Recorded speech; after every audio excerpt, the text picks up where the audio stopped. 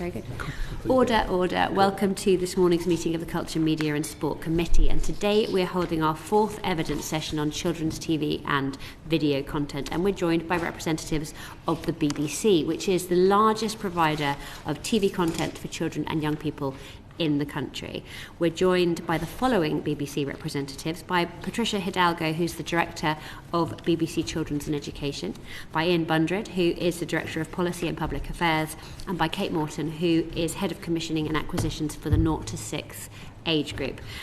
You're all very welcome. Thank you so much for joining us today. And before we begin, can I also remind members to make sure that they declare any interest at the point that they ask their questions. I'm going to start, and I really want to start with you, Patricia, if I can. Your evidence called for a sustainable future funding model to be agreed as part of the Charter Review, which is ongoing at the moment. Obviously, we don't want you to prejudice your response to the Charter consultation, but are you satisfied that the government's framing of possible future funding models in its consultation paper is going to be capable of delivering that? I think we need to think about how this industry works to begin with, because the children's media industry is the most global industry there is, in terms of different, genres. It really relies a lot on co-productions and international money to make sure that the content that we provide can go as far as it needs to in terms of volume.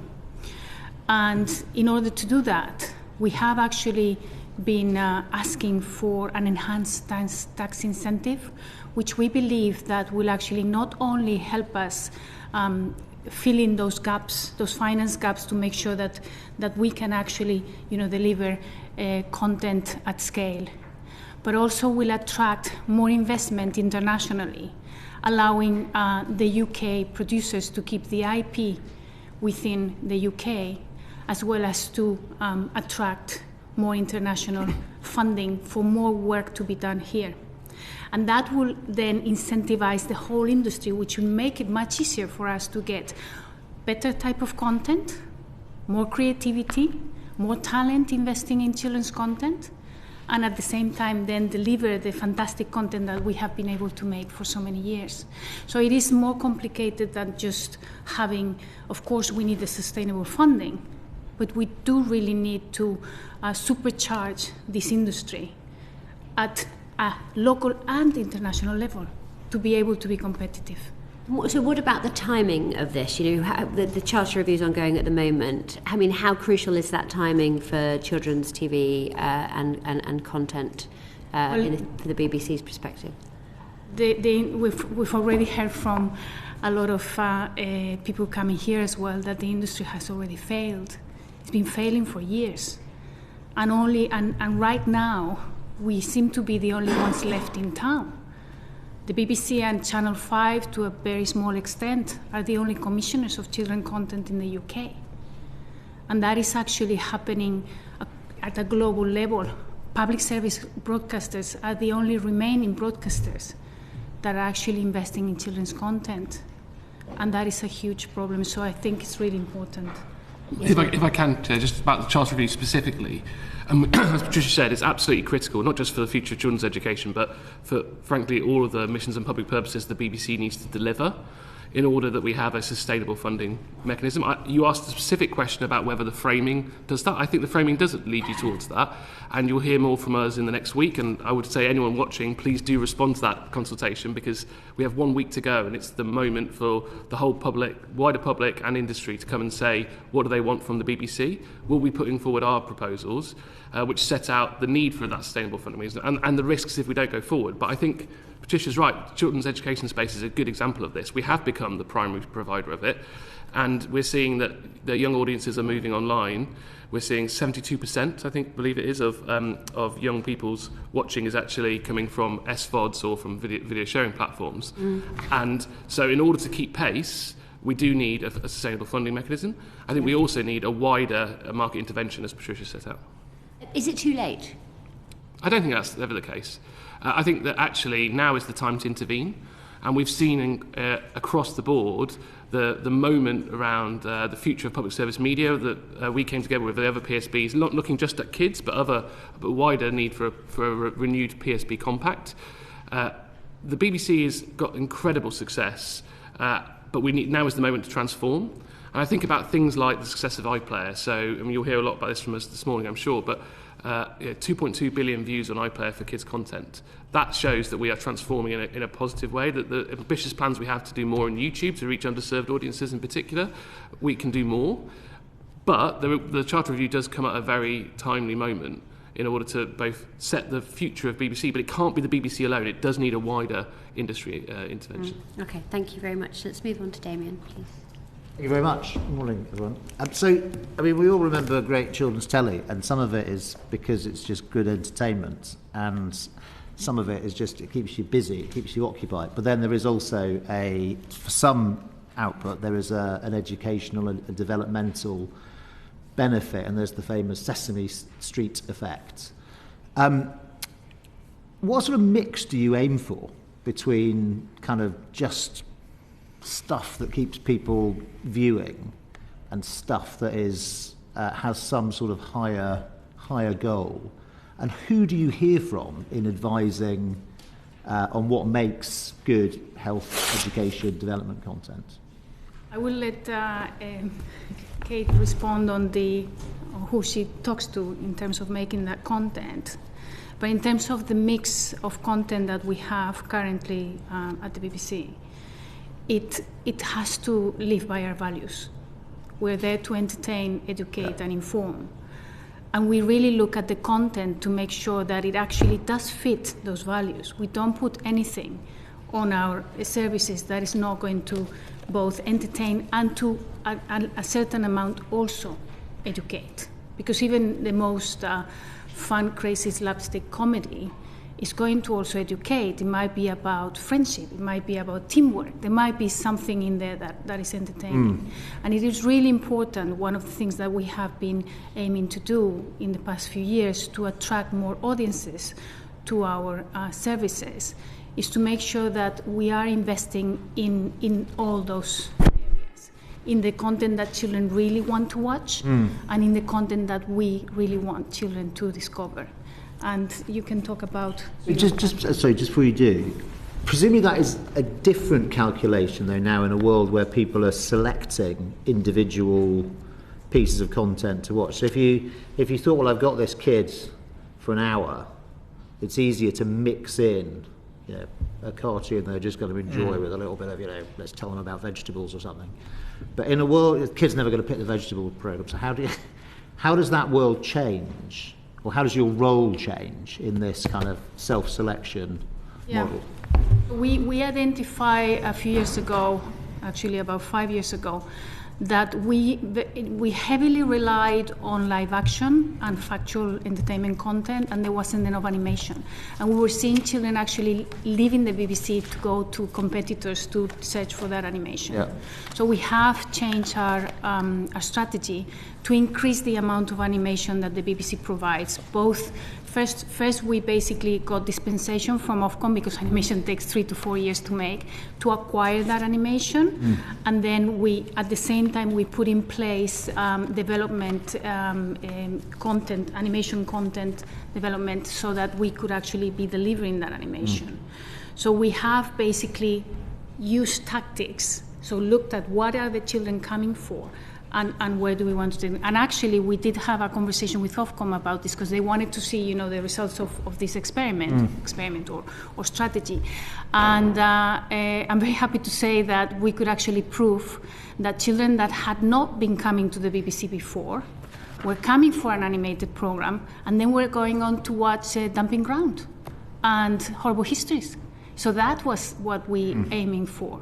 Bring them in, make sure that they, that what they're going to watch is wholesome, but then that you can then take them into the content that we're commissioning. I wonder if just as a follow-up to say, don't expect you to have it in front of you, but you might be able to give us something quantified about the change over time from live action to cartoon or whatever the other formats, and that would be quite interesting. Sorry, I cut across you. We're just handing over to Kate to talk about inputs. Yeah, absolutely. Thank you very much. One thing in terms of how we make these decisions, where do we get the data, who are we talking to? We are very reliant on really tapping into our audience. We do think audience first, and we use focus groups and lots of research, but also the data tells a story. And when we're talking about animations that the children are coming to, these aren't necessarily not nutritious. We've got a whole series of fantastic animations which are very, very educationally rich. Number blocks, colour blocks, wonder blocks. I don't know if you're aware of these programs, but a whole generation of children are now starting school with an understanding about numeracy and how numbers work because of number blocks. In the last 6 months, there were, I think, 39 million views of number blocks on iPlayer. Ollie from Blue Zoo has been in your Yes, Ollie, Ollie's a fantastic advocate for educative content. And we're very, very happy to have and supported that content on the BBC. And so other shows like Hey Dougie, hugely important in terms of social skills and emotional intelligence and emotional learning as well. So there's a lot of nutritious value within our animated as well as our live action and content. But we make decisions about what works and what we should be commissioning more also on that performance. We're very lucky.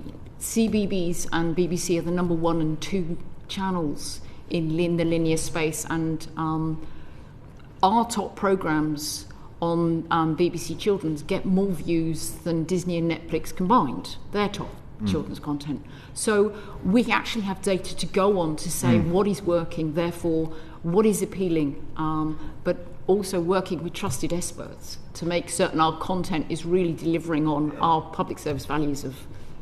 Does the data or the research tell you anything about the relative benefit or disbenefit of binge watching a single show, 10 episodes, versus having a line of varied content, including maybe a bit of animation, a bit of live action, a little bit of news, old-fashioned channels, what we used to call a channel. I think Iain maybe was going to... Yeah, I was going to say, I think this speaks to sort of thinking about prominence in the round. And that's obviously why we're doing more with YouTube and others, and with all our kind of strategies, we're trying to bring as much people onto iPlayer where we have that wider ability to serve audiences in that environment. I think one thing that's interesting is you can still just binge on a single program on iPlayer. You absolutely can, but I think that the in fact, my 9-year-old son sometimes does, I must admit. But I think there's something about how you're trying to expose them to different types of types of content. Now, other platforms do that as well. I'm not saying that we're unique in doing so. I think now the audience experience is such that the minimum they demand is a large content library to try different things. But we obviously use a very bespoke environment in order to try and make sure it's the best possible, both inform, educate and entertain experience for younger people. But it is an interesting question as we think about sort of policy interventions about how do we ensure that kind of mixed diet is delivered in other spheres, particularly video sharing. I'm sorry to slightly press you there. Does the data tell you anything? Is there a benefit or a disbenefit to having like in the olden days when someone would watch an hour's worth or an hour and a half's worth, whatever it was, and there was a variety? Does that matter? We haven't actually done, a piece of research on that variety per se, but the way that we actually, the tactics that we use to make sure that kids stay with us for longer is actually that we will surface. So within iPlayer, we will actually surface content that is alike or a kind to the content they've just watched. So something that we know that they might like. We do a lot of, if you watch this, you might like to watch that. I just need to say this. as I was today, I was coming over and we were kind of discussing some of the subjects, and the taxi driver suddenly said, "Can I add something?" And I said, "Yeah." And he goes, "I think what you're saying is right. My children actually are watching more children's content when they come to iPlayer than when they go to Netflix. When they come to iPlayer, after they've watched one show, they go and find another children's show. When they go to Netflix, I don't know what they're watching." I'm just kind of repeating what this man said. And our socioeconomic report published today has some data as well as the focus group of the taxi driver. But I just had to say it because it made me smile, to think that you get this response, somebody is listening and actually that appreciation for what we're doing. Thank you. Thank you very much. Liz. Thank you, Chair. I just wanted to ask you, Patricia, if you think that children's TV is a viable business. Well, I don't believe right now it's a viable business. I mean, we've seen, what's happened with the advertising restrictions have really made it. We are seeing children's channels closing all the time, and then on top of that, if you think about the streaming, as we have moved linear into streaming, streamers actually don't see children as an acquisition audience; they see them as a retention audience. Now, if you've got already over 5,000 hours in your streaming service, you might think, maybe we don't need to invest anymore. So we have an issue there, that if the streaming world is not going to start investing in children, then this business, it's going to be very tough to sustain. Thank you. Thanks, Liz. Bye. Thank you, Chair. Morning, everybody. So in the evidence, I'll probably come to all three of you, but I'll start with yourself, Patricia. But in the evidence, it was referred that there's like a global retreat from commissioning children's content on the biggest platforms. How's this sort of impacting your sort of like ability to source and work with sort of co-production partners? It's really impacted, but we have worked extremely, extremely hard to make sure that we do get those partners, especially from other public service broadcasters. We are talking all the time with the likes of France Television, RAI, Televisión Española, all of the Nordics. In fact, we're currently in conversations with the Nordics, with the whole of the Nordics public service broadcasters to see how we can come together and collaborate more. Last year, our slate actually relied on 23% of the income to that budget coming from international co-production partners. So if that goes, that's going to be a bigger issue as well. Into the UK, 23%. Into the UK, 23% of our budget was coming from those co-production partners. Kate, do you like to elaborate? Yeah, thank you. There has been a very big change. We last year had the quite shocking statistic that the BBC was the #1 commissioner of global children's content, and that's not because we've increased our amount of content. We've stayed stable. It's that the US in particular and other commercial streamers, etc., have literally fallen away. And so we are getting more and more pitches and more submissions from UK independent production companies, but also international ones, because we are, as Patricia was saying, literally the only game in town. In terms of the co-productions and the work that we're doing, the other thing that I think is very notable is how appealing the BBC is internationally in terms of a mark of quality.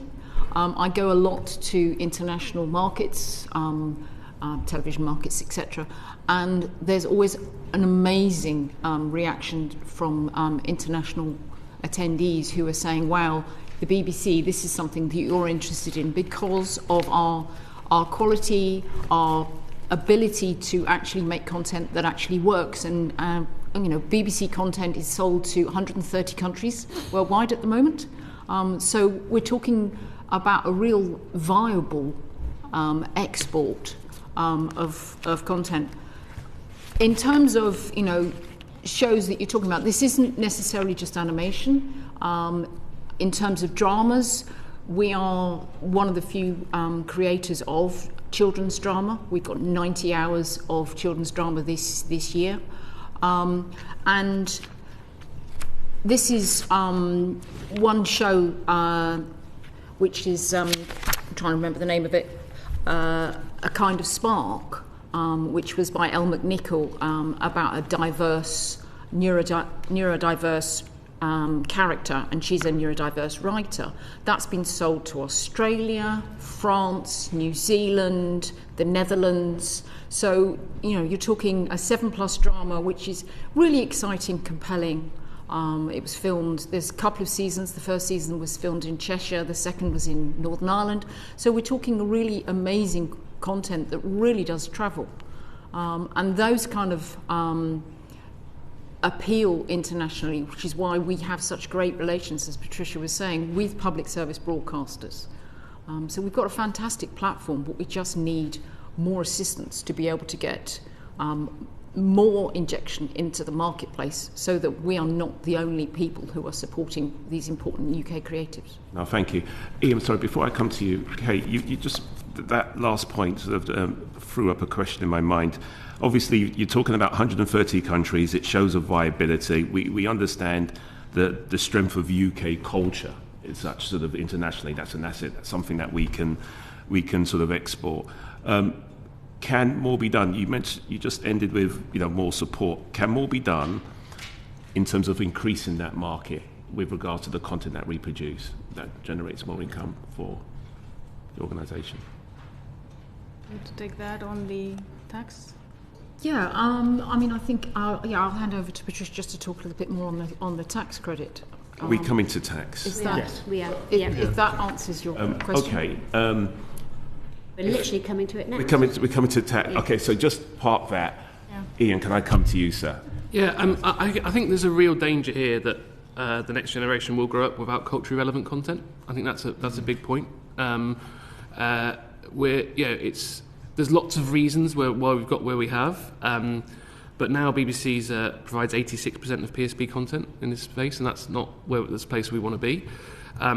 We also see that we're, as Patricia and Kate have discussed, we're by far the largest commissioner of new content. And I think that goes back to this content library point. Why invest in new content when kids are really engaging in older stuff, and as kids churn through, new ones be exposed? We obviously have a unique business model. We're very lucky to have that. We hope the Charter Review keeps that unique business model going in many ways. But what we can't lose is this sense that that British stories, regional accents, the kind of special pieces that are done are lost. And that has a big impact. You heard from Pact in a previous session, I believe. It has a big impact on the wider indie sector as well. I would say that there is definitely an audience out there for new stories in this space. And I look at sort of the strength of YouTube creators and some of the large companies that are being spun up from this. That there is an audience out there for new storytelling, and we just have to find the way to reach them. And we have to make sure that we get the economics right, so that sort of that indie sector in particular has the opportunity to tell those stories in new formats. Thank you. We understand, sort of, given the challenges sort of facing the market with regards to sort of co-productions,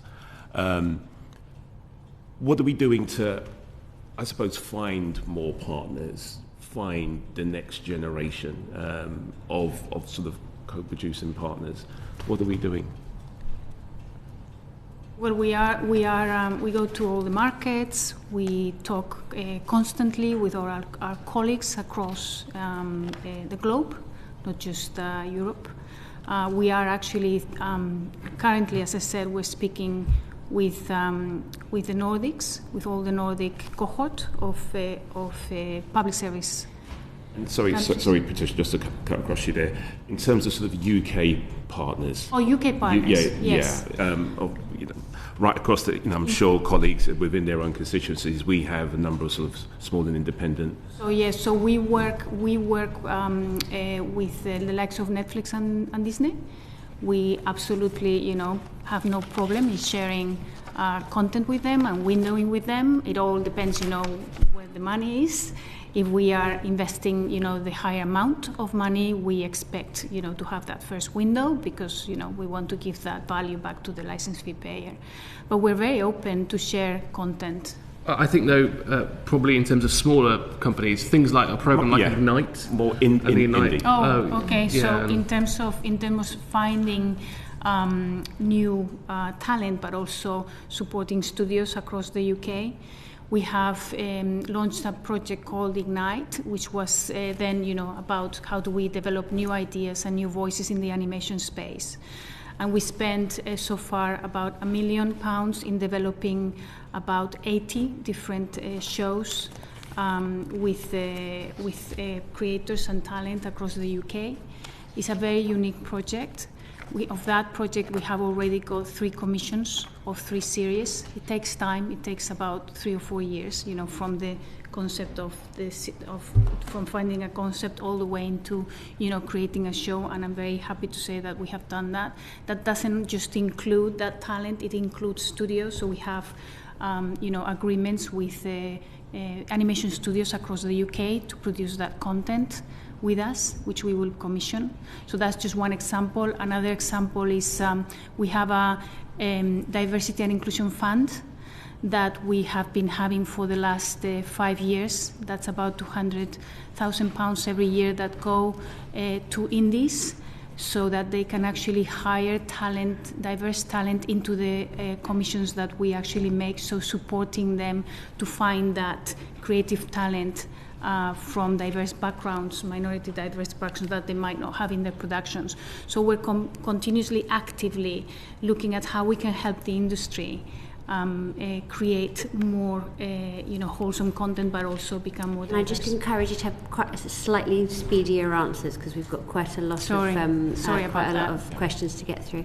Iain? I was going to say, also part of our YouTube announcement at the start of the year was about having a series of training sessions for creators in 6 different clusters across the UK. So that's another example of how we're looking into that creator space I mentioned earlier.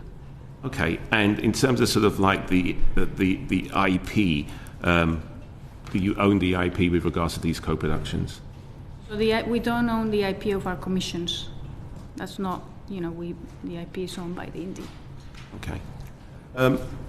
In terms of what sort of percentage of your co-productions with public service broadcasters are from other countries?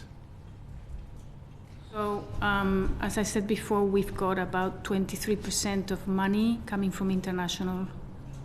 I don't know the exact percentage of those co-productions, but in terms of the budget, 23% of our budget actually is funded by international co-production partners. We can send that as a follow-up. But we can send that for you. And my last question, are there any other areas, are you identifying new regions for growth, other sort of territories? We are looking all the time. I mean, we can see, that when there is more, interesting tax incentives in one or another market, that there is more investment or more willingness to invest in children's content. So we will always kind of go and talk to those countries and to those public broadcasters sitting in those markets to see if they would, come and collaborate and also create content here, also in the UK. Thank you. Thanks, Pai. Jeff. Thanks, Chair. And I need to declare an interest as the recently elected Chair of the All-Party Parliamentary Group on the BBC.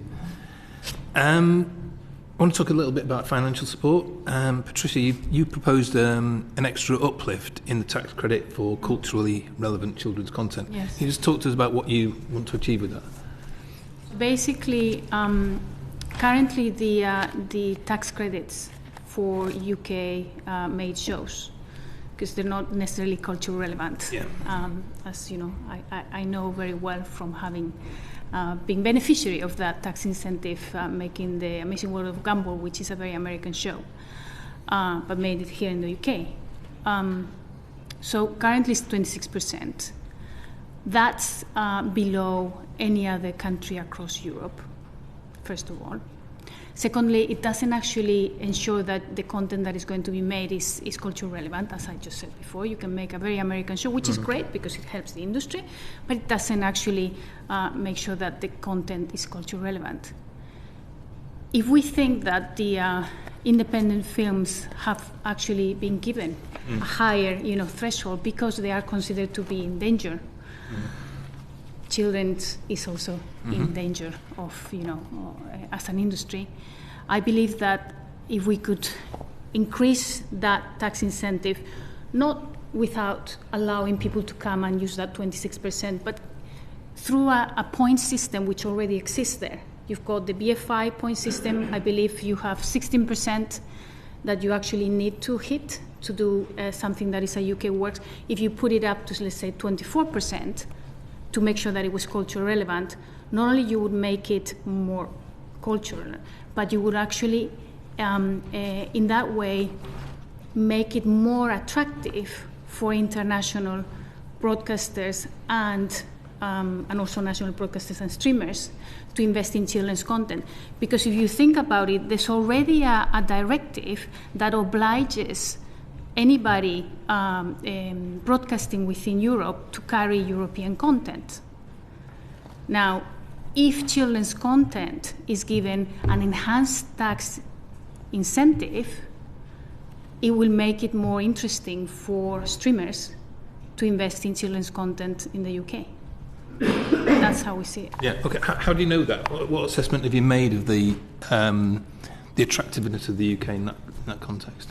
Well, we already know the Britishness sells. We're already, in a really challenged market, bringing, 23% investment from international in these challenging times. We're already being quite successful in doing it. If we were to actually increase that tax incentive and be much more attractive than, let's say, France, who is at 35%, having not just the English language, but also the most creative industry in the world. Think about it, all the best and most well-known IPs for children come from here. And, we have an incredible opportunity to attract international investment because Britishness sells. But right now, there's not enough incentive for those foreign countries to come here. They would rather take the work outside because it's cheaper to make it outside. Right. Okay. And you mentioned that in the enhanced incentive for independent films. Are you aware of any work that's going on to assess the impact of that? No, I am not. I am not aware. Okay. And this proposal, presumably you've had some discussions with Treasury or DCMS. What response have you had, if any? Yeah, I think I can do that. We continue to advocate for this and a number of incentives across the industry. I would say, the government has been open to the ideas, I think, but we recognise it's a constrained fiscal environment. This is why, actually, I think tax credits are most appealing. They're probably the easiest thing for Treasury to sign off because they don't have a direct, immediate impact. I think we could go further, and it would be really helpful if the committee did support the idea to endorse that and to sort of understand the DCMS's response to it formally, because I think it's about now is to the chair's point. I think now is the time for intervention, and actually we need some action quite quickly rather than just sort of got ongoing conversations in this space. Could you send us the data that you do have on the international comparators when it Absolutely. comes to enhanced tax credits? Yeah. And on those, do any of those have some sort of culturally influential criteria? They absolutely do. Yeah. Okay. Especially in France. It's Okay. all about, it has to be made in France, it Yeah. has to have French writers, directors, so they do have that criteria. Yeah. If you could send us all of that, Yeah. that would be really helpful. Thank you, chaps. that would be really Jeff, helpful. I do apologise for interrupting. No, that's all right. No, I just want to go on to the talk about the Young Audience Content Fund a little bit, because we've had, in the course of our inquiry, we've had some quite, a large number of people saying that it's a great idea and quite enthusiastic about some form of Young Audience Content Fund. Why is the BBC maybe less enthusiastic about it? Shall I start and then? You can start. Yeah. So, I think first thing is that the previous Young Audience Content Fund was taken as a top slice from the BBC licence fee, and we don't think that's appropriate. And so I think there's a particular point there, which is anything should come from additionally from from government resources. I think there's a second order element as well, which is about stimulating demand. And I think, how do we make the best case to the Treasury? Our belief is that a tax credit regime goes with the grain of Treasury thinking, is much easier to deliver. I think we then come to the sort of the final points around what worked last time and where it didn't necessarily make genuine change on meeting audience demand. And I worry that, and perhaps Patricia can talk a little bit more around the learnings from it. That's not to say that we're against it per se. We think tax credit's more effective. If there was to be a young audience content fund, we'd happily work with whoever designed that regime to make sure it's as effective as possible and learn some of the mistakes from the last time around. But we did feel last time it didn't have the impact that we would have wanted it to.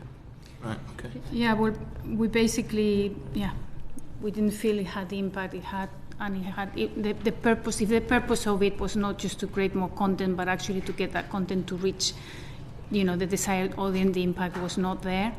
So it has to be very carefully thought through. How is it going to work this time? Of course, we welcome more money in the market, but you need scale. You need skin in the game to make sure that whatever you're producing actually reaches that audience. We know we're there every day. It's like being, on the trenches. We're continuously fighting for our content to rise up and to be consumed by audiences. That just one more point on that. Of course, we're doing a good job. 2.2 billion views, 750 million hours of children's content viewed on iPlayer last year. But we need more support, prominence. And I know that others have asked for that. I think that would go a long way to help us make sure that we add to that reach that we have already, more reach in those platforms that we don't control. So in your Patricia, in your speech to the Children's Media Summit, you said, I'm quoting, platforms that succeed with children must share responsibility and invest accordingly. Yes. So two things, I suppose. One, you're calling for them presumably to provide some upfront finance, and which specific platforms are you referring to there? Well, in general, I think if you are in the business of attracting children's eyeballs, you have a responsibility, Otherwise, don't be in that business. It's fine. We're not saying everybody should be, in the business of attracting children. But if you're doing that, then you have a responsibility to that audience. That's all I meant to say. And again, as I say, there is a European, quota directive for content to be made in Europe. Now, there isn't a specification of that content being the genre being for children. But I do know that currently, there is that is being looked into by the EBU. They are actually looking at the that quota again, that European quota again. If the UK still is considered as a European country that for European works, I also know that there's lobbying going on by producers across Europe to actually ask for a part of that quota to be dedicated to children. So if that happens, and we have this tax incentive of culture relevant content for children, you just need to see how that would actually work really well in our favour. You'd presumably support some type of YAC fund if it was paid for by the video sharing platforms and international streamers? I certainly think that could be appealing, and I think our focus would be that it doesn't come from the licence fee. And just on your speech, Patricia, you referred to the levies in France and Germany. So do they only apply to subscription streamers, or and not video sharing platforms like YouTube? I don't know that they do it to YouTube. I don't know if they're deciding to do that, but I do know that it's not just the streaming platforms, it's also linear channels. It's all broadcasters. Okay. I think Canada has some rules on YouTube from memory. Right, okay. So you said, Iain, you think that the tax credit is a better solution than the YAC fund. If the YAC fund was funded by a levy on streamers and YouTube, would you still take that view? I think we absolutely want intervention in favour of kids' TV. I think the challenge, I would say, is we want action now, not being dragged through slow process and challenged in trade negotiations, etc., etc. So I really would be focused on what are the things that, and we obviously have a spring statement today. We're not expecting anything in that. I don't think anyone's expecting very much in that. But I think there's a question about how do we come together. Those who care about kids' television, those in Parliament, and make a coherent case for urgent and immediate intervention, and that feels like where tax credits has the best chance of success, and actually be able to move quickly to stimulate demand across the whole industry. Okay, thanks. Thanks, Jeff. Can I just take you back? Jeff just asked you, Patricia, in your recent speech about the Children's Media Summit, when you said platforms that succeed with children must have shared responsibility and invest accordingly. Jeff asked you which specific platforms you were referring to, and you just said all of them. Could we just try and very gently invite you off of the fence to be a little bit more specific, please? What I said is not all of them. Is anybody actually is you don't necessarily have to, be attracting children to your platform. But if you do, if that is your business model, you want that audience, those eyeballs, you have to have a responsibility. Like who? Who are we thinking about? When you made that comment, who were you thinking of? Well, currently we've got all streamers are actually targeting children, and they are taking those eyeballs.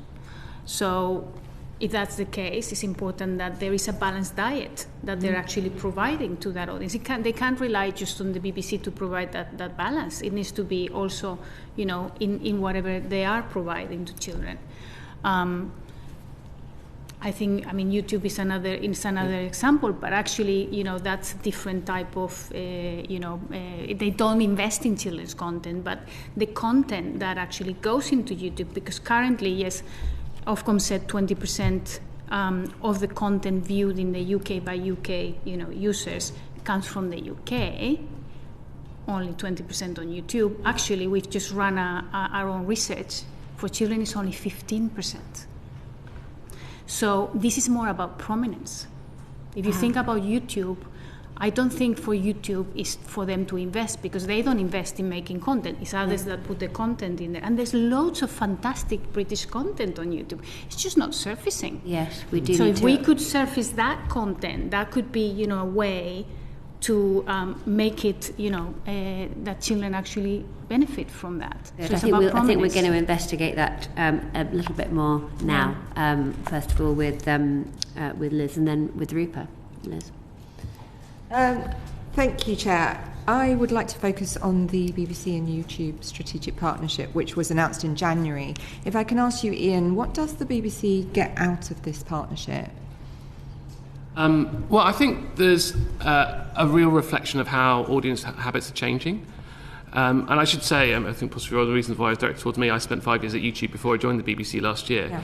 And I was taken by the seriousness with which the company already, and by that I mean BBC, already took YouTube, but felt that it hadn't even really started.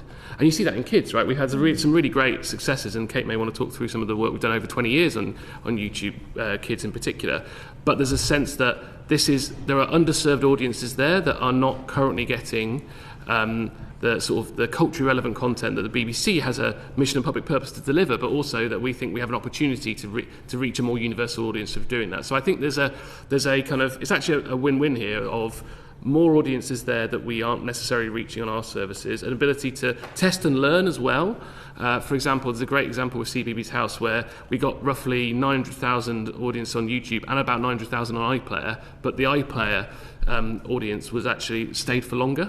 So that's an interesting data point and understanding how our different places work. But that was originally launched with a YouTube audience in mind. So creating content and getting advice from partner managers and others, which is part of our exciting agreement, helps us to transform as we go forward towards meeting that. Ultimately, though, we still, the best place for the long-term sustainability of the BBC and for our growth will be on iPlayer and our own services. Of course, it will be, but there are audiences there that we need to meet, and we can do so. Has YouTube actually given anything up for this partnership? There are certain bits that they're doing around in kids' space around they would call it prominence in terms of different sort of boxes that we get some improved discoverability. I think it's still early days around that. I mean, I mentioned to Bio the work that's going on in terms of training programs, which I think they're being very supportive of, where they're helping us find new creators. So there's a lot of work done there. But I would say this is a first agreement, and the real point here is about trying to find ways to make sure that we are improving the quality content that we're delivering to YouTube and finding the best-in-class ways to meet the audiences there. I don't know whether you want to talk, I think, Patricia, about the specific agreement in kids. Well, we don't have any specific agreement, but we are working with YouTube, with the YouTube Kids team, to make sure that we are, giving them content around themes, whatever is happening, so Safe Internet Day, or whether it's Christmas or anything that has relevance for us as well as for them. But what we have seen is we have been working with YouTube channels. BBC Children's YouTube channels have been on YouTube for a long time. CBBC is a very big channel for the BBC. We actually have had 520 million views of that channel just in the last year, and it actually continues to grow. So we're really happy with what's happening there, and maybe you can talk a little bit about the latest originals that we have been producing and how we've done that. Yes, Iain mentioned CBeebies House Time to Play, which really is a bit like a play school for today's preschoolers. We were lucky enough to have Baroness Benjamin actually presenting, and it's a very it's very nutritious content that is quite slow-paced. It's really focused on engaging directly. It's quite an intimate show because you actually feel a little bit like you're actually in the room with the presenter, and it's educational content, quite a lot about school readiness, so literacy, numeracy, emotions, mindfulness, but it's all done in a very playful way, in the same way that, you know, those of us that remember Play School, it has that similar kind of reassuring, trusted by parents, and safe approach to the content. We also have done other content, reimagining of Blue Peter, and our new version of Blue Peter has had great uptake on YouTube and on iPlayer, and, you know, really enhanced performance. Our recent episode had, I think, 270,000 views on iPlayer, so really significant. It's a test and learn environment, and that's the brilliant thing about being in that space where that audience is, because we have to go outside of our BBC bubble to where that audience is and reach them, and then bring them and show them the wealth of the balanced diet that the BBC offers. Okay, Iain, does the partnership provide any assurance on improving prominence for BBC content on YouTube? Not currently. I think if you look at it across the whole piece, we're really excited about the partnership. We think we're doing some great work, but there's further to go, I believe, in discoverability. There are certain measures, and I think you've got YouTube coming to give evidence soon, and so that I'm sure they'll talk a little bit about what they can and can't offer. But we feel there's more that can be done about prominence on video sharing platforms in general and YouTube in particular, which goes back to Patricia's point about if at the moment only 15% of kids and about 20% of the overall audience are seeing UK stories on that platform, are we really getting enough culturally relevant content there? And so the PSBs are fantastic providers of this. There's also a fantastic UK YouTube creator ecosystem, right? But there has to be something, and we're working about something that doesn't try and break the algorithm or the recommendation systems, but goes with the grain of audience behaviours and what audience expectations are to improve discoverability of PSB content. And how does the BBC earn revenue from placing its content on YouTube? We don't currently earn revenue on public service content. There's actually a question in the Charter Review about whether we should. I won't preempt that, but I would say that the incremental revenues that are available on YouTube are significant, but in terms of replacing, for example, the licence fee, I don't think it starts to make much of a difference. I think other PSBs have struggled beyond kids' content to deliver long-term sustainable funding. I thought it was very interesting. I was at the Royal Television Society conference where we heard from, for example, a fantastic UK kids media company called Moonbug, one of their investors was talking about how actually the money they make from YouTube, and it's an enormous business doing great work, but the money they make from YouTube is often around the IP around it, rather than actually in the revenue sharing and advertising space. And I think there is a challenge here about how do you create sustainable businesses through the revenue sharing model. They have a fantastic thing, and they offer a lot more than, for example, TikTok or Instagram do, but it's just a different point. And if we go back to how do we ensure we're driving new commissions of quality British content, I think it's not going to be through advertising. I think it's going to be through whether it's tax credits or other pieces. In your written evidence, you said that YouTube do not provide information on the content which they publish, which grows by an average of 20 million videos every single day. In your view, is YouTube a publisher? Funny enough, this is the thing that came up for years when I was always asked this sort of platform as publisher. It was never a line that I was ever asked to give, actually, funny enough. Is YouTube a publisher? I think they're a platform, right? They are different. There are certain areas where they do publish, but I think their main focus has been around distribution. It's a different piece. I see it more akin to, if you look at the kind of future of TV debates and how the YouTubers present themselves as a future TV, I think it's more about how do we reach our audience and how do we work with them as a distribution channel. That's where discoverability and prominence is so important. I think it's worth noting at this point that the Media Act is still not fully implemented. It doesn't include video sharing platforms. We don't want a must-offer, must-carry style regime, but we do want changes that deliver on helping British audiences find culturally relevant UK content, because that is a massive challenge for society, frankly. And I think there's more that we can be done with that particular platform and others. Okay, thank you. But Iain, just to push you a little bit on this, your evidence says YouTube do not provide information on the content which they publish. Surely the implication of that is that they are a publisher. I'm not saying. I've always found this thing a slightly esoteric debate, but I believe there is video sharing platforms are just different to the wider pieces of linear channels and but there's a streams. lot tied up. I mean, you sort of slightly glibly dismissed that, but the fact is there's quite a lot tied up in that. If they were defined as a publisher, then there would be a whole realm of implications from that at the moment YouTube are not subject to. So, I mean, if you were in our boat, for example, if you were making recommendations as a select committee, what would you be saying? I would say I would focus on video sharing platforms and what UK society needs from video sharing platforms. They're growing increasingly. They're massively important in audiences.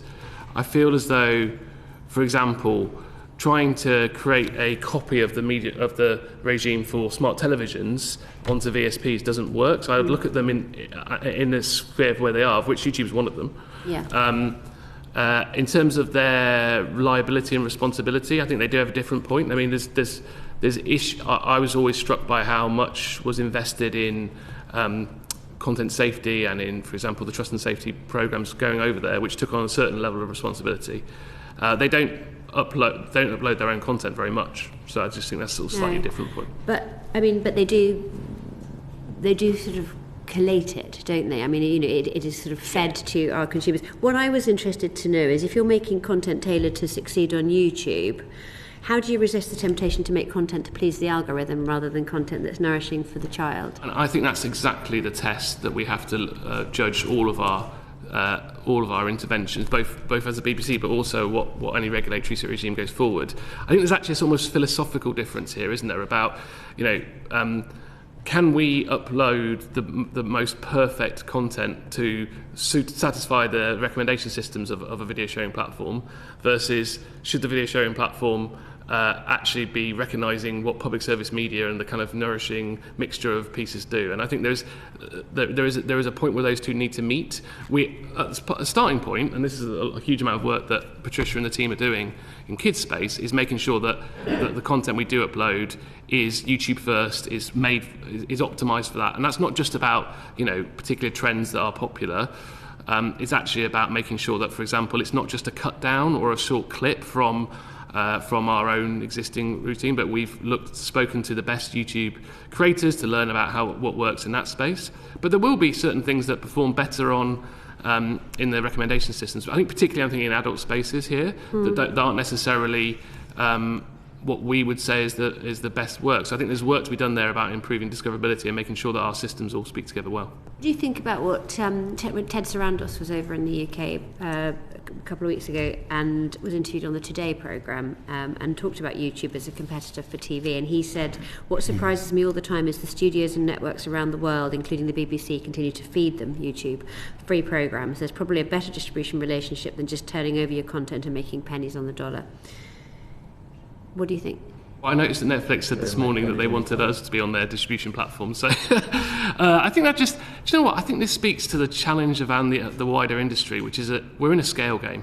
And we're so lucky in the UK to have iPlayer, which last year was the fastest growing SVOD in the country. We're so lucky to have a scaled platform that can compete with Netflix and YouTube as well. But there are still audiences that we're missing.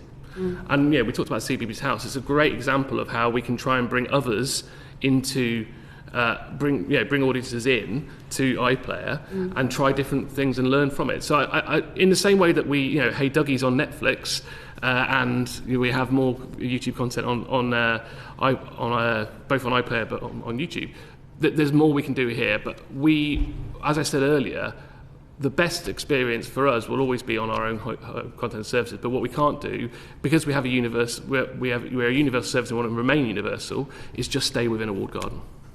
I'm going to go to Damien and then I'm going to Rupert. Yeah, I just wanted to follow up very quickly on that question about ad revenue in YouTube. So obviously people on YouTube are used to there being ads. I mean, almost all content must have pre-roll and whatever they call mid-roll ads and so on. I mean, do you consider you're not allowed to have revenue? Because the customer the viewer hasn't gone to a BBC property. They've gone to a third-party property. In the same way, I mean, there are places that BBC News content appears that have ads. They're just not your ads. Yeah. I mean, do they offer you money and you said no thanks, or what? I mean, how does this? What was the decision-making process? So I think let's take it in steps. Right. First, it's worth saying that in terms of studios content, overseas content, we do allow advertising. I'm talking about public service content. There's a question about whether we're allowed to serve advertising on public service content, and we did have that debate. And whether I think with discretion from the Secretary of State, you can do so. So and it does, as you say, run with the grain of the platform. We chose not to do that currently. And there's a question in the Charter Review about whether we should. And I would argue, and you'll see more from us on this in the next week, just 1 week to go. I just want to repeat that on Charter Review responses. But there is a question about whether it's the right thing. And by what I mean is, do audiences, where they see BBC content, feel they've already paid for it in terms of paying for the licence fee? There's then a question about pragmatically, how much does it raise and does it actually drive much? And our analysis is that if we uploaded the whole of iPlayer onto YouTube, we'd probably raise something in the million of 30 to 50 million. Isn't there another question as well? So what is it, 55, 45? 55, 45. Yeah. So, I mean, there's your half, but there's also their half. So if they're not getting any remuneration for showing your content, do you think that helps you in the algorithm? We've had a lot of reassurances in the past, and from my 5 years there, I've never had any sense that not being advertised punishes what's is restricted in the content. What I would say though is that is always subject to change. And there is something around kind of regulatory backstops, etc., about whether you would be notified if that was changed, whether you would just see it in your things. But I've got no evidence, and I don't think we've certainly had reassurances that we're not punished, so to speak, because of it. I don't think that's the way the YouTube incentive is, because they're really focused on what the audience wants. To Dame Caroline's point, arguably sometimes they might be focused on audience wants rather than what the audience needs, but that's a different debate. So I'm speaking out of turn here, so I'm trying to be as quick as possible. Just to check, everything you just said about YouTube, does that also apply to Meta and to TikTok? No, because they don't offer anywhere near the same revenue sharing opportunities. No, well, I meant not taking the revenue sharing. Yeah, I'm not aware of this taking ads on. And you don't think that disadvantages you in their recommender systems? Well, I mean, we're the number one news brand on Instagram globally. Yeah. So that would suggest that we're not doing so bad there, so to speak. Although they do famously change their algorithms honestly, and I think with no notice to anybody. We talked about the appropriate regime for video sharing platforms earlier. I think some of this point around regulatory oversight of changes is a massive debate, and transparency and frankly an ability for us to be able to build a business model that encourages us to meet audiences where they are in places like that, but do so in a way that we can rely on it. There is that famous pivot to video thing with Meta, which was a massive challenge for the wider industry. I don't know about the BBC, it was before my time. Thank you. Thanks so much. Rupert. Thanks, and thank you all. I think a lot of people in this room were in Manchester the other week, so good to see you on home turf. And if I'm declaring an interest, I'm a former member of staff in a section that doesn't exist anymore. I think the BBC Popular Music Library in the 90s probably been rationalised out of existence. And my sister was the longest serving female presenter of Blue Peter over the late 90s and early 00s. I guess my questions are mainly for Iain. They're about, we're carrying on the YouTube theme, about a possible voluntary agreement for prominence on YouTube. Just what discussions have taken place with public service broadcasters and YouTube on to ensure that content is prominent? You know, before you turn on a telly, there were only 3/4 channels, and it went to BBC One, whereas now this fight for prominence with the smart TVs. I think there's been a lot of discussions. The thing I know, there's been a lot of discussions both with YouTube but also with DCMS about whether more could be done here. The Secretary of State made clear at RTS Cambridge last year that she would regulate, they would legislate if needed, but they wanted to see voluntary arrangements in the first place. I think in the kids space, YouTube does offer some improvements on discoverability for BBC in particular. I think for PSBs more generally, but not that many are able to use that. But there is a long way to go. And I've been looking at your report. Well done. A really nice looking report. So I think you said 72% of young viewers come to stuff via video sharing, and this thing says that you've got 4 times more output on children's TV than everything put together, not just the public service broadcasters. So do you think voluntary is going to be good enough? I mean, maybe some... No, we've said, at the same conference actually, all the PSBs came together and said that we wanted to see regulation. Fair commercial terms as well. Yeah, I mean, there's a whole bunch of changes that we need to see to really sustain the public service media ecosystem. One of them is prominence, and I mentioned the Media Act earlier. I think there's also concerns about even implementing the Media Act fully, because I don't know if you've seen the kind of latest Ofcom guidance, but they're basically saying that prominence should be no worse than it was beforehand, which isn't what I think, which is what we read as being what Parliament passed last time round. So there's a bunch of changes about prominence, both existing and going forwards on video sharing platforms. There's then financial incentives, both tax credits, not just in the kids space, but wider interventions there. And there's 3 other elements, one around partnerships, one around distribution, and sort of a switch over. And one around news, because I think there's a particular focus, which I know this committee's looked at before, around whether whether all audiences are able to find sustained news, because it's a business model that is like children's is struggling. I think there's some news round questions in a bit, but I just wondered, isn't there a sense that the sort of window for trying to persuade YouTube to achieve prominence without legislation passed is disappearing? I think that's a question you can ask YouTube directly around that. I would say... They're mysteriously elusive. They are trying to get them. I would say that notoriously we've seen... We've seen that now there's a real appetite around the world to regulate and legislate video sharing platforms and social media platforms. So I think now is the time to intervene. And I believe that, on voluntary solutions, I go back to the conversation I was having with Damien. Without reassurance on data and access, voluntary solutions are always slightly taken on trust. So a regulatory backstop is always helpful, and I think is necessary, and that's why we've come together as all PSBs to campaign and argue for that intervention. So we would support that, but that doesn't mean that we shouldn't also be having constructive conversations with YouTube and others about how do we make sure that users have access to the best BBC content, particularly given that societal challenge we have, where so few culturally relevant content is available on their platform. Again, this report seems to show that public service broadcasting for kids is shrinking. ITV doesn't do it anymore. Channel 4's not done it forever. Even in America, Trump has signed an executive order to stop public service broadcasting. That's Sesame Street. I mean, I know you said most things are associated with the UK, but Big Bird, really? I mean, it does feel that there's a sort of shrinking space there. And for what is left, have you come across this idea of a kite marking or traffic light system, a sort of, I don't know, under one trusted front door? Because there's so much rubbish that spews out on YouTube that maybe parents can have guidance on what's good, and maybe you can set a filter on the thing. You know, I'm a parent myself. Yeah. God knows what they're looking at half the time. I saw it was referenced in a previous hearing. I think our focus is probably on the content production and making sure we're stimulating a high quality culturally relevant content here in the UK.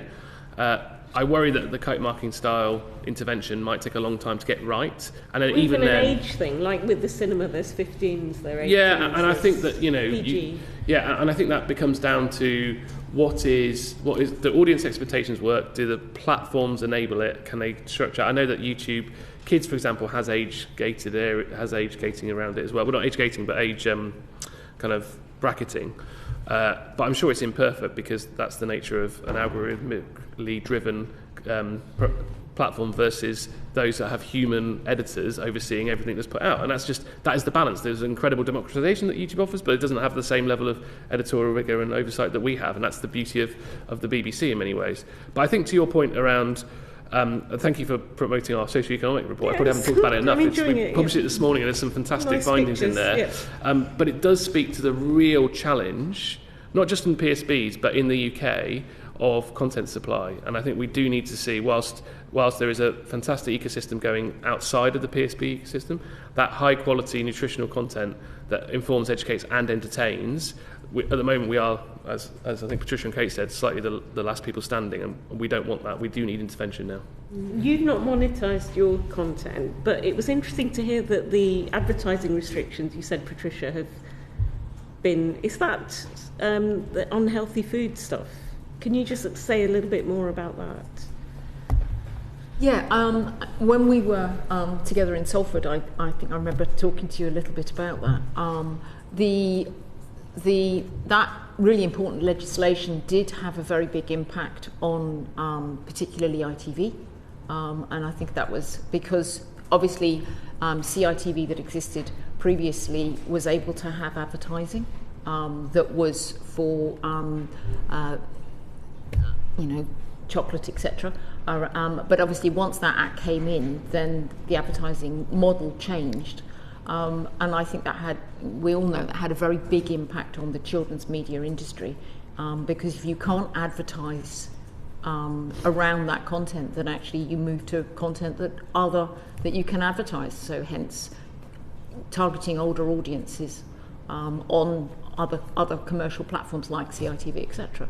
And that's had a very big impact over the last few years. We did talk. When we've since 2010, it's almost halved in terms of the amount of children's content that's being made by PSBs in the UK. We are literally all that's left. We're providing 86% of that. And that's mirrored in online advertising as well, because of not just in the UK changes, but also copper in the US has driven a large decrease in revenues that are available via. They've had similar cut, yeah. So, right. I was interested. Is it international? The copper changes are not necessarily. They're more about data sharing, but they've had an impact that it's harder to monetize under 18 content, and that makes the business model is harder, which is one of the reasons I think that we are left as a sort of major supplier, because we have a different business model. Okay, thanks. So exciting times of the Charter Review and the new DG, whoever that may be. Indeed. Exactly. Thank you, Damien. Thank you. Just if we do these quite quickly, that would be great. Iain, if there is a ban on social media for under 16s, do you anticipate that having an effect on the BBC, and if so, what? We're considering that actively at the moment to sort of think through the consequences around that. We always offer age-appropriate experiences wherever they are, and so I think we'll go with whatever Parliament decides in that respect. But yeah, it could have a positive impact in certain ways in terms of audience behaviours, and that's something we are looking at. Thank you. Patricia, will there be a change in programming as a result of Vote 16? Not really, because all the content that we create is made appropriate for each age audience. But what we're doing is we are providing support to children through our education outlets, so bite-sized other side of the story. We're actually investing more in those areas, whether it's supporting children to understand how to navigate the internet, or whether it's supporting them with media literacy, teachers and parents with media literacy. Can I make a recommendation? Sorry. Yes. I had a fascinating conversation with Public First last week, who are doing these focus groups with like 12-year-olds who will be voting if that legislation passed. And for a start, they told me that Newsround, even with 12, 13-year-olds, is still very, very popular, which I thought was really reassuring. They had some really interesting insights about the change in dynamics there and what that's going to mean, I think, going forward. So you might want to consider asking them to give evidence. Okay, thank you. Do you think, Patricia, older children, teenagers, are well served for news, particularly on television rather than radio? We know that older children are navigating to BBC News as well as Newsround, as Iain just said. There's no product for them. Excuse me? There's no product. There's news beats on the radio, but what's the product for a 14, 15, 16-year-old? I mean, something like Instagram. Or do you say they don't? And maybe the answer is your research says they don't need one. But I'm just interested to know what's the approach. So and again, why? our socioeconomic report has some interesting stats around the and the consultation news around the news impact. But I would say that if you look at our success on TikTok, on Instagram, those are young, skewing younger, not necessarily sort of teenagers per se. When I was at YouTube, I was always struck by how many sort of 14-year-olds would say if they saw a story was too good to be true, they'd go to the BBC News app to check. My concern, of course, is do they know it's too good to be true? But I do think it's widely used, and but there is no product for them, is there?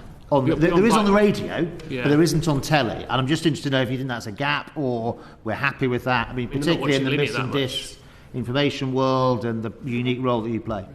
It sounds like we think things broadly okay. I think it's all through other platforms rather than linear, frankly. And can I ask Kate about Tiny Happy People? Yes. What went right? What went wrong? It's gone. Sorry, you might need to explain what it is or was first. Tiny Happy People was a fantastic and very, very successful initiative that we started to focus on speech and language support for parents. Because particularly from COVID, we were aware that children it was initiated before COVID. It was, but it came in. I think the benefits of it were really very evident in that very tricky time, where parents didn't get access, obviously, to taking their children to nurseries, etc. You didn't have so much socialisation. Yeah, sorry, forgive me. The genesis was before COVID. It was about 20. It wasn't deployed, but it was created around 2018 or 2017. Yes, and it was all about the focus on the home learning environment, which is the kind of missing link in child. Not missing, but you know what I mean. Yes. It needs more focus for social mobility, for child development, for early years, and so on. Yeah. And it was very successful. We work very closely with the NHS, the Department for Education, and what we have done is, because of the success of this, we recognise that we need to give it more prominence. So we've actually brought it in under CBeebies, which is obviously such a well-known, trusted brand with parents, and launched last summer CBeebies Parenting. And this is a digital support network. So we have a website which has all of our digital resources. So a lot of the material from Tiny Happy People, that fantastic campaign, but also on-the-ground events. So a couple of weekends ago, we were at Blackball FC with the English Football League doing a CBeebies Parenting event, where we actually had parents and preschoolers come together and really start to share some of these key information that we have, because we work with trusted experts. whether that's educational consultants or educational psychologists. And it's all about sharing in what is a very difficult time, as you were saying, for hardworking families to actually have the time to spend with their children. So it's actually giving them resources, giving them access to experts about how to support their child's development, whether that's how to tell a bedtime story. May I just, for a short time, may I ask just as follow-up, can you give us something in writing about kind of numbers, how the programme has grown, how it's changed, and what the future plans are? Absolutely, yes, we have a lot we can share. Thank you. Lovely. Thank you very much. Bye. Thank you. Quick question. So, could you tell me? I understand the importance of the UK content. Coco Melon. Why is that on iPlayer? Coco Melon is a tactic. It was brought in after we had done some research with families, talking to them about what they were actually consuming, what they wanted to see their children, see. And there was a lot of parents that were saying that there was Coco Melon wasn't in the BBC. They were actually going to YouTube for this content. So we brought it in as a tactic to see how that would actually affect bringing in those audiences that were actually not coming to the BBC. The interesting thing is that it actually really worked. So it not only attracted families that had not been coming to the BBC before, but what we actually saw is how they would actually come to see Coco Melon, and then they would move on to other content that we were commissioning, like Yaketi or Hey Dagi. So basically, that's the reason why we brought it in. But in any case, we hear a lot of people saying how Coco Melon is not really good content and it's bad for you. I don't believe that's the case. And I think it'd be good to actually see some research that proves that, because the way we see it, there's really lovely nursery rhymes with a lot of, thought behind it to make it very family friendly. And we believe that that content is not in any way harmful to children. Just,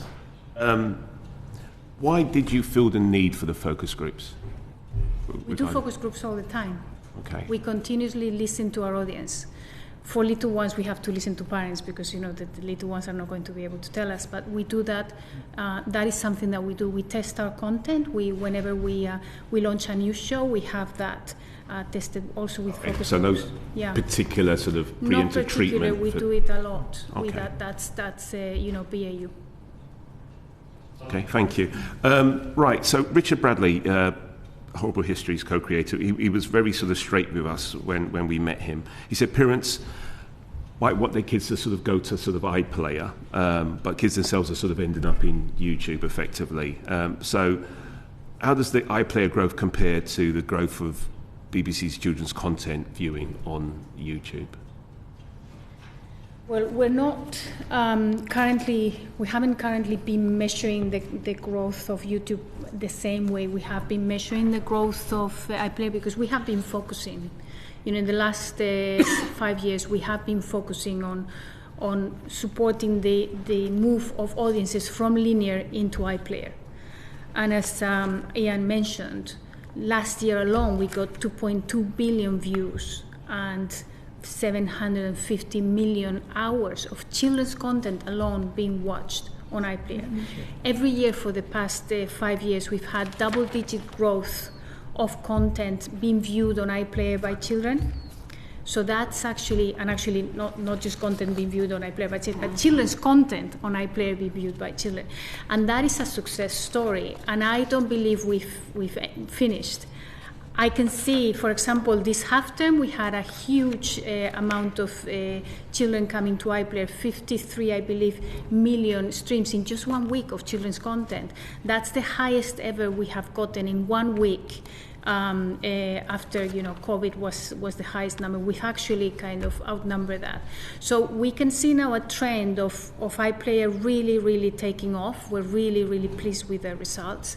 We're really hopeful that if we get support for more prominence of public service content on YouTube, as we're starting to track what we're doing there, that we can add that reach to the great reach that we have currently on iPlayer. So one doesn't take away from the other. I think they can be complementary.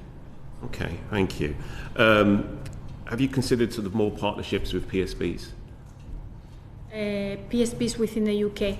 Well, I believe we're not allowed to actually have co-productions with other PSBs per se. We do a lot of co-productions with Irish PSBs, but not currently with PSBs. I think enabling more co-commissioning with PSBs is part of, well, enabling better partnerships with PSBs is part of those 5 asks I mentioned that we're looking at. In the kids space, I mean, there has been, the other PSBs, with the exception of 5, have moved out of that space, but we definitely welcome them back.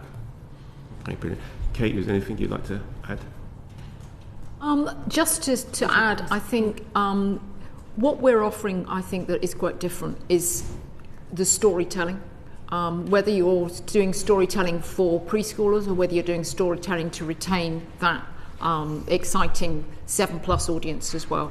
And we're working across so many different genres, whether it's animation or live action drama, even live action drama for preschoolers. We're the only broadcaster that is investing in the same kind of way.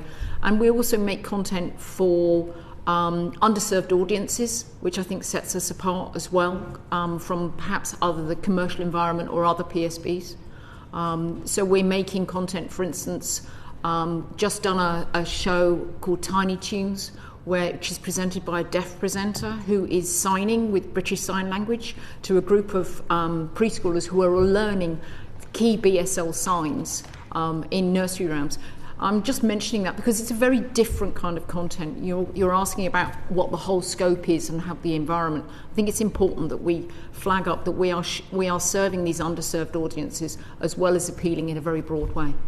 I think what we're trying to get at, Kate, is more how we can work with other PSBs to kind of build the profile of the iPlayer. So, like in January, you announced a new partnership with S4C to sort of build the prominence of Welsh language programming on BBC iPlayer, and I'm interested to know whether there is more capacity for PSB children's content to be gathered together in one place, if that makes sense. I think we would absolutely welcome that. In fact, we sponsored S4 to actually go to Cartoon Forum. We paid for them to be able to present along with us one of the development that they had we're actually looking for commissioning partners for. So we really do want to have more of the different nations and languages. And have you had any sort of conversations about how you can attract more PSB content onto the iPlayer? Is that something that you've been discussing?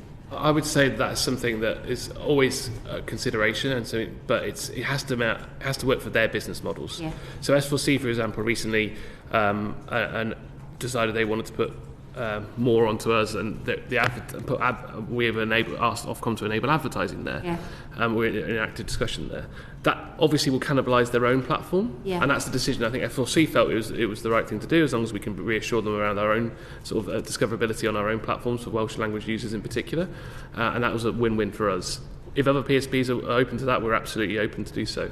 I was also a bit concerned about this comment that you're not measuring the growth of watching on YouTube. Is that because it's difficult to do? Is that because YouTube aren't very forthcoming with the data? I think it's more that our focus, until we launched this new YouTube strategy in January, our focus has been on growing on iPlayer, as Patricia talked about. Yeah. I think we get about 55 million views a month on YouTube, so we're able to look at our channels. One of the things that actually I've discussed before, I think there's been a challenge for creators as well as for sort of traditional broadcasters like ourselves with YouTube, is understanding how you're getting a percentage of audience share. They give you fantastic data on your own channel and on your own performance, don't necessarily give you a sense of how you're doing compared to the wider pool of, say, UK users. So there's a bit of a challenge there where I think we could get greater visibility as part of any kind of agreement with YouTube, and I'm sure it's the case with others as well. But it's not that we're not tracking it, it's that I think we're only now at the sort of foothills of that really aggressive strategy to grow. Yeah. But it's all predicated on meeting the underserved audience that we feel needs to, and I think it's something like 46% of 4 to 15-year-olds are using YouTube every week. So we obviously have to be there, and we have to, and we want to grow there, but it's still early in terms of the the metrics. Okay, well, I want to talk to you about one of your global phenomenons now, Bluey, with Vicky. Yeah, so just a simple question, but how much money does the BBC earn from Bluey, and how much goes back into BBC's children's TV and education? So I don't know if I've got this. In our annual report, we set out the BBC Studios piece, and it is worth saying that it's not an individual sort of payout from Bluey then goes into children's education. It adds to the profits of BBC Studios, and then BBC Studios shares a dividend with public service. So it's true to say that Bluey has been an enormous commercial success, and that has helped BBC Studios growth. And that has been of benefit to the public service, but we don't hypothecate it in that way. All right, so you don't know how much is made from Bluey? I'll get you that specific stat, 'cause I think we did publish it. I don't want to say it wrong. Okay, no, that would be really helpful. But the money that you get from Bluey goes into a pot rather than directly. Well, it goes into it's part of Studio's annual kind of reconciliation in terms of the revenues that we're doing, and we've had phenomenal success with it. Part of Kate may want to talk about the great work that the Studios team have done to develop the IP there and to expand more on what is Australian broadcasting PSB content in the first instance, but specifically on how it goes into BBC Children's, it's not hypothecated and then put across. It's part of the revenues that are raised and then profits that are driven into a dividend that then goes into public service. Can I add something to that? It's important to note that we do not commission Bluey. Bluey is basically a deal that BBC Studios has with ABC Australia and Ludo Studios. So we do not invest heavily on Bluey. It's an acquisition for us. When we have invested in other content like on Hey Ducky or Number Blocks or Horrible Histories, we do then get a back-end position in terms of that money comes back, and we actually are seeing revenues coming back into children's. It's not huge, but we do get that revenue coming back to us. Do you get money from Bluey? Not from Bluey, because we're not commissioning Bluey. Bluey is not a commission. We don't invest directly into Bluey as BBC Children's and Education. No, but you don't make any money. Studios gets does. it. Yeah, Studios gets it, and then it as Iain was explaining, is part of all of the revenue that comes back to the BBC. Okay, so the BBC is seen as a global leader in commissioning children's TV.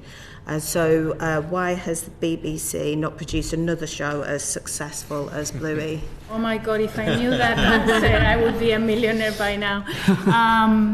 It's so difficult. These are unicorns. They come around once every 10, 15 years. What was the one before? It was Paw Patrol, then there was Peppa Pig, and even Teletubbies was one of them. That was a huge success for the BBC back then, and actually, I believe, instigated consumer products and all kinds of different, divisions to be born out of studios. So it is very difficult, but in order for us to find that next unicorn, we need to invest. We need to be able to continue developing content at scale to be able to find that next Bluey, and that's a well-funded BBC will do that. Yes. Which of the other children's titles in the BBC Studios portfolio are closest to getting what Bluey does, or coming close to that? None of them, but actually Hey Ducky is our second most profitable franchise. We call them franchises when they can bring those revenues extra than just viewing. And we have invested heavily on Hey Ducky, both as public service and as studios. Yeah, if I can just add, Hey Ducky, in the first 6 months of this financial year, it's racked up in 25-26. It racked up 105 million views on iPlayer. That is massive, and it's really exciting when I look at the data stats for what the UK audience is watching on the BBC. To sit there in the whole list of everything that's up there, and you've got Traitors, and you've got Gladiators, and you've got Hey Ducky, and it's up there often in the top 3, top 4,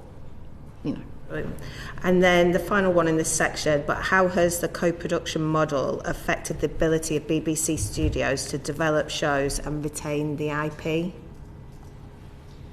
So, as I said before, co-production is very important. It's even more important for BBC Studios because we're not going to fully fund anything coming from BBC Studios unless it's something that is absolutely completely local and doesn't have that international appeal. So they really rely on co-productions, and they're taking a lot of risks right now. Our latest drama, Crookhaven, which is a really exciting, when you see it, you're going to love it, because it's a really exciting new drama for children and their families. BBC Studios hasn't found yet that co-production partners, but they have gone out of their way to invest quite a lot of money of their own pockets because they believe that they can actually, find those co-production partners. But that's the reality of the situation. It's hard to find them, and you have to take risks. Thank you, Vicky. It's Bio, isn't it? Next. Oh no, it's Rupa.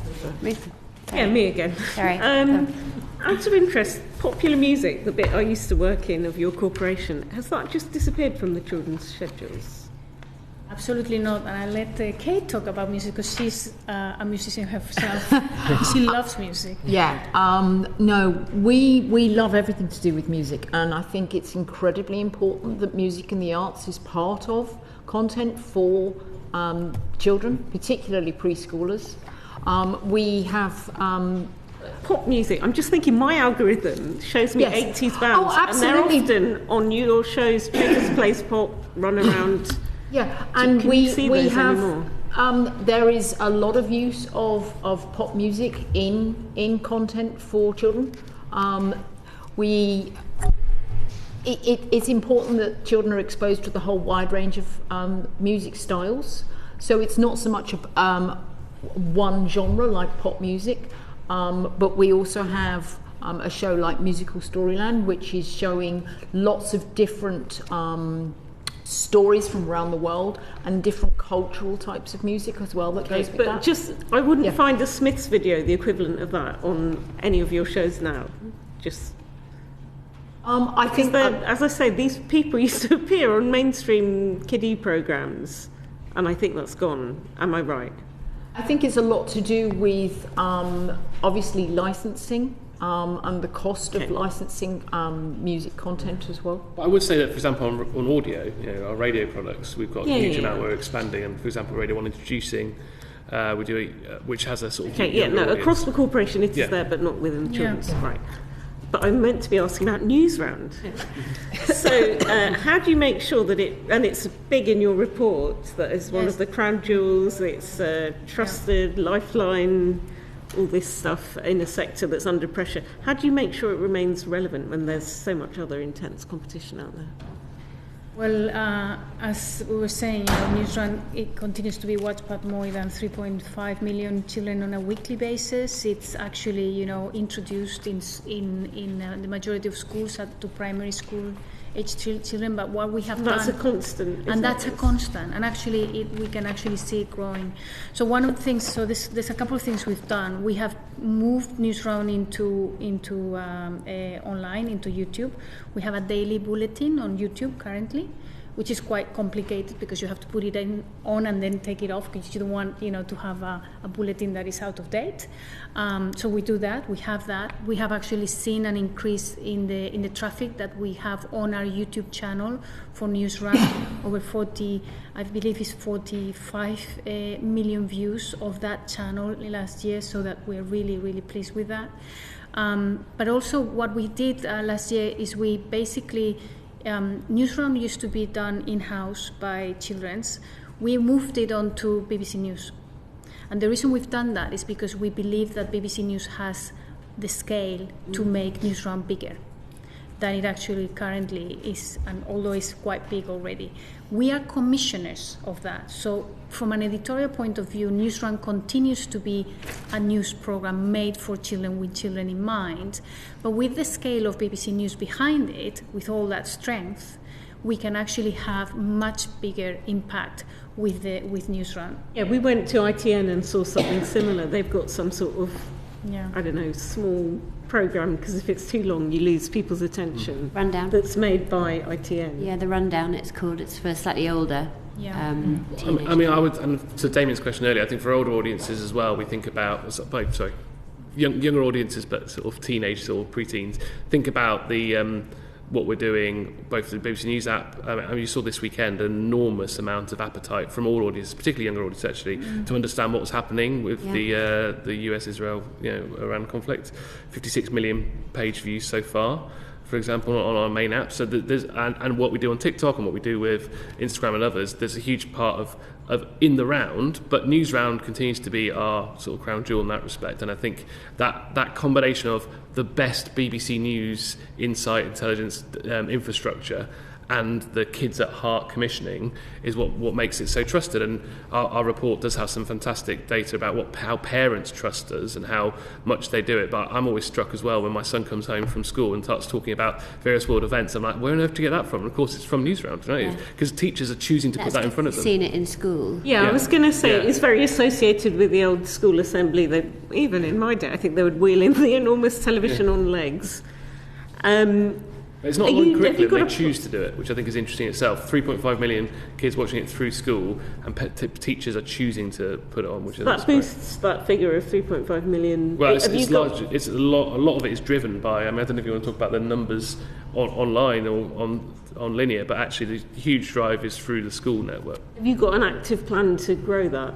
Yes. I mean, to So that's as I said, moving it to be produced now by BBC News also means that BBC News is also supporting and promoting Newsround in a very different way than they did in the past. Also using their own news reporters, that have faces that are very well known, and leveraging on being out there, because they can actually go and interview children in different places where they are, where we might not have sent our own news reporters to. So there's a lot more that is happening now that we have moved the production over there, but we're still commissioning it, so we're still in charge of making sure that the editorial stays focused for children. Do you get any recognition or thanks or money from the Department of Education for all this? So we get thanks. But I think we have a publicly funded body, right? And this is the core part of one of our missions and public purposes. I mean, it's literally educate and inform and educate, right? But there's also, particularly on, I think it's Public Purpose 2, which thinks about education and our role in news as well in Public Purpose 1. So I would say that is part of the licence fee. I'm not pitching specifically for a DFE funding, but if such funding became available, I'm sure we'd welcome it. And sort of, is part of your mission to be countering disinformation and misinformation? Huge amount. And I think that's a key pillar of the Charter Review response we're making in the next week. Where the BBC steps in, we've seen, particularly for younger audiences, but across the UK, that an increasingly polarised society, this idea that news becomes contested, that also that people are seeking out news they want rather than news they need. And I think the value of the BBC as a trusted media provider that continues to have both a universal product but also high levels of trust, that is massive. And I think we have a responsibility not just in the UK but globally to grow our reach. And I think we've talked a lot about the YouTube partnership when it comes to news in it's kids, but there's also a pillar which is all about news, where our goal is to be the number one news provider of English language content. And in the factual sphere, would you ever do anything like kids reality shows? We have semi-reality shows. We've got something called The Next Step. I don't know if you know about that content. It's too old in our house now. The Next Step. And we have Stage Stars. Do you want to talk about that one? That is actually quite... Yeah, Stage Stars, which is it's a factual. It's set in Tring School for Performing Arts, and it follows fantastic young talent like dancers, actors, and musicians and wannabe pop artists as they progress through the school year, and they're going on. So you're seeing rehearsals, etc. So it is structured reality, but it's a fabulous show. It's worth having a look. It's on iPlayer. And it's worth saying, for example, with a long history in this, if you think about Eurovision Kids, for example, there's a piece there. The key thing, of course, is that as a public service broadcaster, all responsible broadcasters need to think there is a particularly higher bar when you're using child actors or when you're using child contestants. So we always think through that piece. I think it's important that we do that appropriately and responsibly. And sort of your relationship with TikTok, because it's actually banned in this building. The server won't allow it. It stops you. And on our parliamentary devices, so I just wondered about that, because that's for the post-13-year-olds, isn't it? Yeah, I mean, I think it's really important that TikTok, that we offer age-appropriate content only on TikTok. We're not trying to get sort of under 13 sort of in there. Yeah, but I think we do have a role to play. As I said, we're doing a lot on news there, where it feels like the need for trusted information and news is really important. There is a underserved audience that is using TikTok more than is using iPlayer, for example. So we have taken the responsibility there. But specifically on kids, I don't know if there's anything you want to say. Well, we do have a bite size for GCSE students, so that's beyond 13, and when it's revision time. But we also have other side of the story, which is that bite-sized service to support children with understanding misinformation and disinformation. So those are the two main things that we actually have on TikTok. We don't target any kids under 13 in that platform. Okay, and just, I don't know, yes, no. Can you ever really be unbiased? Because surely the selection of the stories of what goes in is demonstrating some sort of bias. I don't know if it's ever possible. I mean, the reason why Trump pulled out of Sesame Street is that he said that it was partisan, or public service broadcasting. I mean, we have a duty to be impartial, so... It's just the selection of the show. Do you know what I mean? You can never really detach yourself as a social scientist. I think the committee heard a lot about systemic bias in the BBC before Christmas, so I wouldn't add much more to that. Always question Big Bird's politics. We never know. Thank you very much, Rupert. Last but not least, Vicky. I'm just going to do a quick one on TikTok, if that's okay. So you were talking about different platforms and their responsibilities and so forth earlier, and you didn't name kind of those platforms. But in terms of the BBC and publishing on TikTok, recently we've seen the school wars, blue versus red, on TikTok, which I think is absolutely terrifying. I think that TikTok did not respond quick enough to go and tackle this. Indeed, still are not responding quick enough. But what responsibility do you think that you have as the BBC in terms of a publisher on TikTok?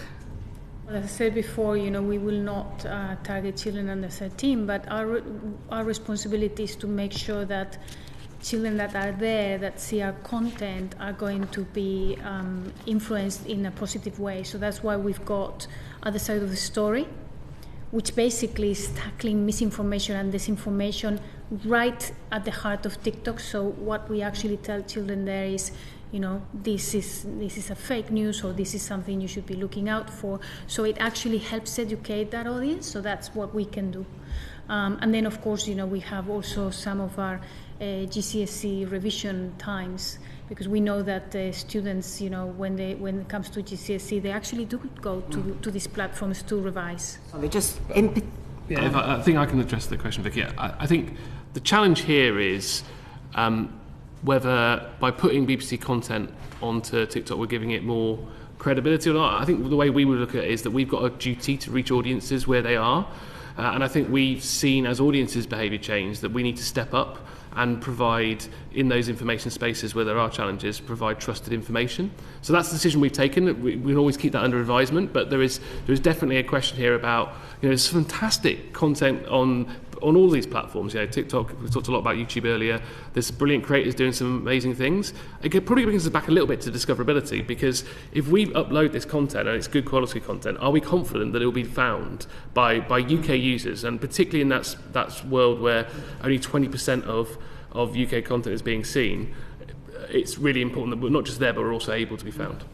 So in particular, in terms of this one, it wasn't disinformation, it wasn't misinformation, it was dangerous information.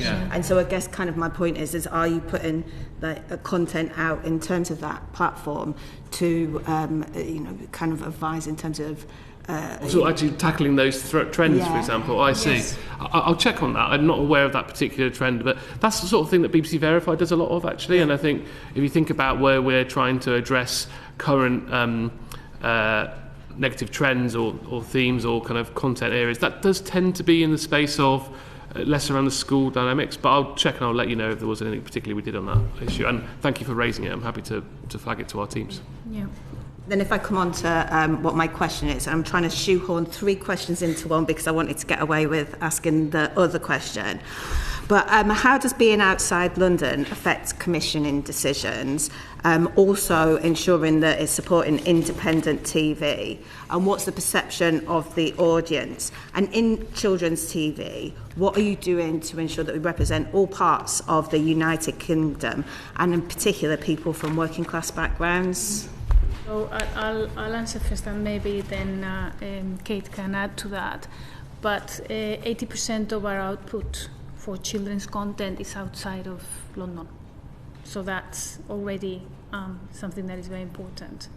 We also make sure that we have representation and great diversity in children's content. And actually the BBC Children's is known worldwide, known for how high it actually, represents diversity.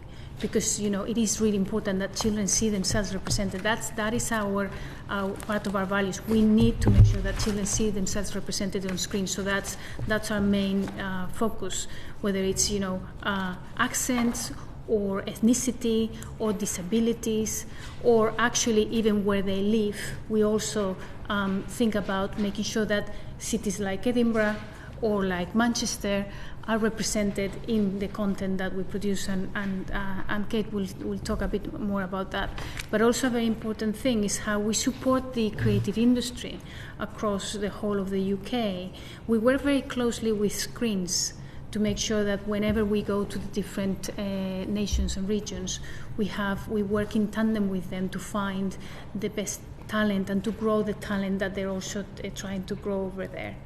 But we also have our own investment in talent and in different diversity across the UK.